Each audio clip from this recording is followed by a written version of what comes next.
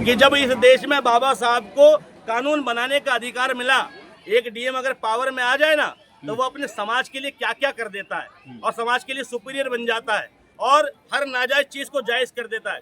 लेकिन बाबा साहब को जब मौका मिला, उन्होंने ये नहीं कहा कि हमारी जाति के लोग ही जज बनेंगे या हमारी जाति के लोग ही एसएचओ बनेंगे या हमारी जाति के लोगों को ही प्रधानमंत्री बनाया जाएगा। बाबा साहब ने उच्चता मांगने की जगह बराबरी मांगी कि हमें बराबर खड़ा कर लो, अपने से ऊंचा खड़ा मत करो। जबकि उस व्यक्ति के हाथ में संविधान था, उस व्यक्ति के हाथ में देश का कानून लिखने की पावर थी। बजाय सुपीरियर होने के उस व्यक्ति ने कहा हम सब बराबर हैं। कितना बड़ा विचार था, ये ब्राह्मणों को समझना चाहिए। और उस BR अम्बेडकर के संविधान के आगे तुम मनुस्मृति जिंदाबाद और ब्राह्मणवाद जिंदाबाद के नारे लगाते हो। शर्म से डूब के मर जाना चाहिए उन लोगों को जिन लोगों की नजर में ब्राह्मणवाद जिंदाबाद है। बाबा साहब को मौका मिला और बाबा साहब ने बराबरी मांगी, सदियों के उत्पीड़न के बाद बराबरी मांगी। और तुम इस देश में उत्पीड़न करने के बावजूद सुपीरियर बने रहना चाहते हो। यही खोखला तुम्हारा विचार है और यही ब्राह्मणवाद है। लेकिन वो कह रहे हैं कि ऐसी सरकार आई है, हिंदू इकट्ठा करने की बात अभी नहीं करेंगे तो कब करेंगे फिर? मैं कह रहा हूँ हिंदू ही इकट्ठा कर लो। लेकिन उस समाज को हिंदू मान तो लो जिस समाज को तुम मंदिर में जाने नहीं देते। इस देश में अगर राष्ट्रपति उस समाज से आ जाए तो तुम मंदिर को दूध से धुलवाते हो, बल्कि मंदिरों में एंट्री नहीं होने देते हो, राम मंदिर की प्राण प्रतिष्ठा में नहीं बुलाते हो। तो कैसा बराबरी है तुम्हारे देश धर्म के अंदर? अगर तुम यकीनन बराबरी देना चाहते हो तो राम मंदिर में दलितों की भर्ती चालू करो। पहले दलितों को गुरुकुल में एडमिशन मिलना चालू हो। आज ऐसे कई गुरुकुल हैं जहां दलितों को बुलाया एडमिशन नहीं मिलता। इवन मेरे टच में तो ऐसे एक अध्यापक भी थे हरियाणा के जो गुरुकुल के अंदर रहना चाहते थे, अध्यापक गिरी करना चाहते थे, लेकिन क्योंकि वो समाज से नहीं थे, दलित समाज से थे, तो उनको पढ़ाने नहीं दिया गया। और ऐसे कई मौके मिलते हैं जहां इस शोषण की बात आती है।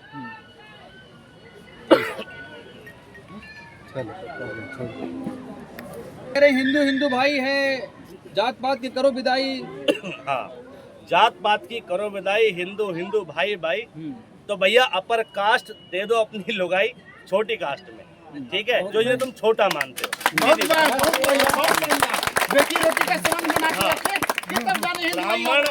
ब्राह्मण दलितों से करो सगाई, ठीक, एक दूसरे के तभी बनोगे भाई भाई। भाई रोटी बेटी का रिश्ता कायम करो, जात पात एक झटके में खत्म हो जाएगा। जहाँ शादी की बात आती है वहाँ कहते हो मैं गोत्र भी देखूंगा, ब्राह्मणों में भी गोत्र देखूंगा। लेकिन जहां हक की बात आएगी, कानूनी अधिकार की बात आएगी, वहां भाई भाई बनाने की बात करोगे और वहां भी दोगे नहीं। भाई अगर भाई भाई हैं तो पहली बात तो शादी करो इंटरकास्ट। दूसरी बात, अभी थाने के अंदर जितने उच्च पदाधिकारी हैं उनमें दलितों की भर्तियां चालू करो। ये मैंडेटरी करो कि थाना अध्यक्ष 40% दलित समाज से होंगे ही होंगे। ये मैंडेटरी करो कि अगर भारत में 28 राज्य है तो हर दूसरे टर्म के बाद एक दलित मुख्यमंत्री देना ही देना होगा। दलितों में भी कंपटीशन कराओ, लेकिन दलित ही देंगे, तब तो बात करेंगे ना। जात पात की विदाई कर रहे हो तुम, जात पात की विदाई के नाम पर अपना उल्लू सीधा कर रहे हो, इस समाज का कोई भला नहीं कर रहे हो। अच्छा, जिस तरीके से उत्तर प्रदेश के नोएडा में बवाल मचा हुआ है, कर्मचारी सड़कों पर उतरे हैं, उग्र प्रदर्शन हो रहा है, इसको कैसे देख रहे हैं आप? नोएडा में ही नहीं, पूरे देश में बवाल हो रहा है।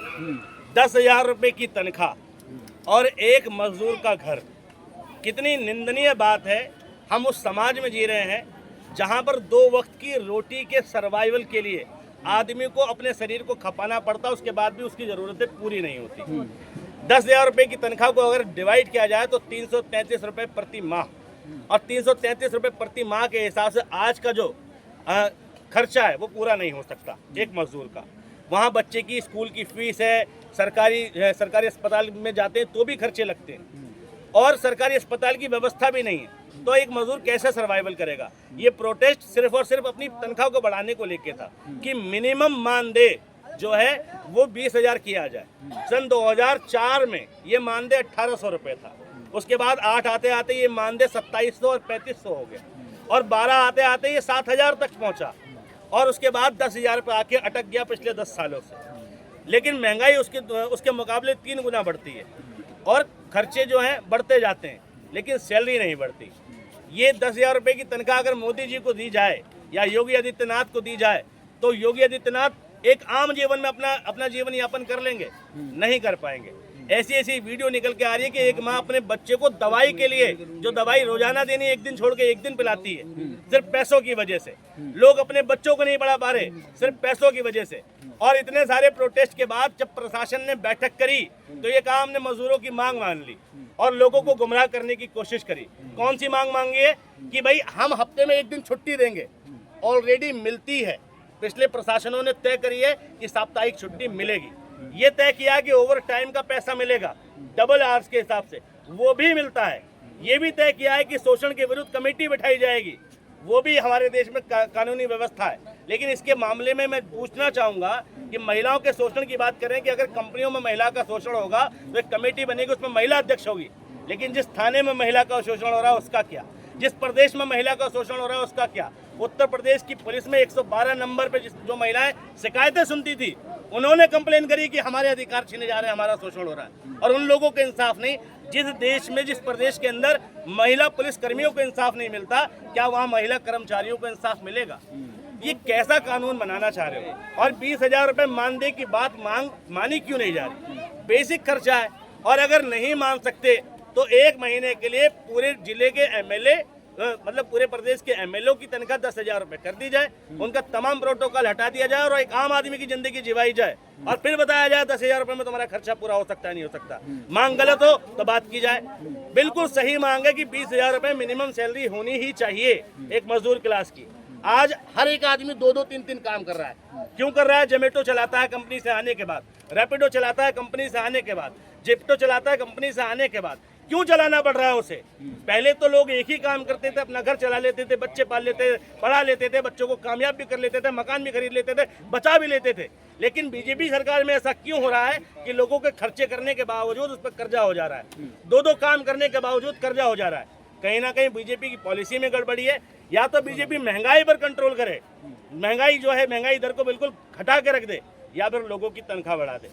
दोनों चीजें एक साथ नहीं होगी कि महंगाई भी बढ़ेगी और तनख्वाह स्थिर रहेगी।